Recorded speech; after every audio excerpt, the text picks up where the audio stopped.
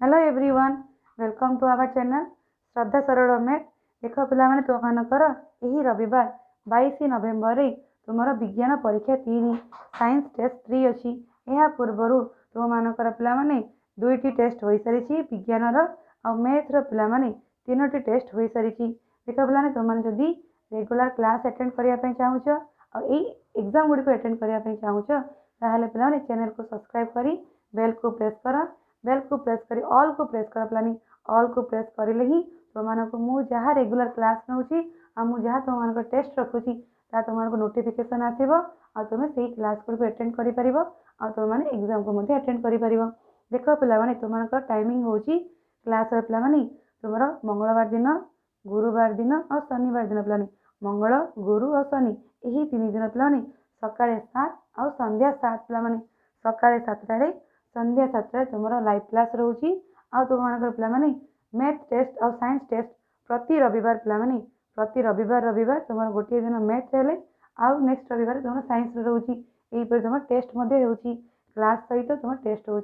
Live class timing मन रखिल सका 7 संध्या 7 मंगलवार गुरुवार और शनिवार आउ तुम एग्जाम हो रविवार दिन आउ पे तुमकर जहाँ भी डाउट रोचे मत कमेंट सेक्शन में पचारि पार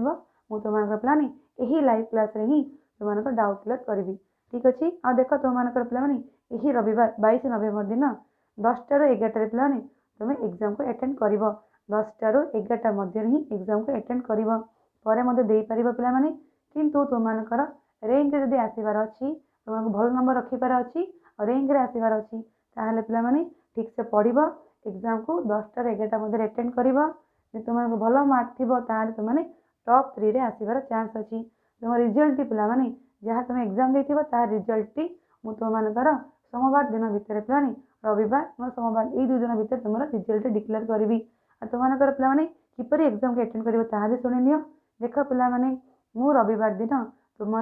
गोटे 10टा पूर्वर गोटे वीडियो अपलोड करी से वीडियो पे तले ये टाइटल लिखा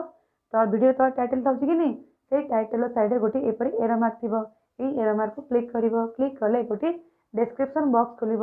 से ही बॉक्स रे मु 6 ରୁ 10 क्लास पर्यंत 6 to 10 पे 6 to 10 क्लास पर्यंत अलग अलग लिंक दे देवी से लिंक को तुमने क्लिक कर तुम क्लास वाइज एग्जाम को अटेंड कर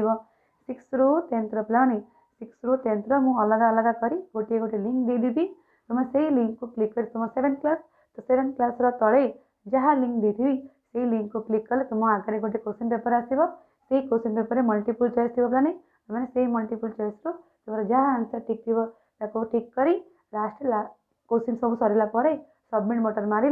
तुम जहाँ आंसर तुम मारी मतलब आसो पे आ तुमको एग्जाम रहा 10टा ରୁ 11टा टाइमिंग मन रखिल टॉपिक देख पे तुम आसो पंचम अध्याय पोषण पे पोषण अध्याय तुम एथर आसो पे पोषण 20 मार्क आसो सब 1 मार्क ही पे मल्टीपल चॉइस आसो पोषण तुम टॉपिक रहा टाइमिंग रहा 10 ରୁ 11 रिजल्ट पे तुम रविवार दिन ना तुम शनिवार दिन पे सॉरी रविवार दिन ना तो सोमवार दिन तुमको एग्जाम रिजल्ट मुझे डिक्लेयर करी भलसे पढ़ और ठीक से एग्जाम को अटेंड कर किसी भी जब डाउट रोचे मत कमेंट सेक्शन में पचारि पार। Thank you.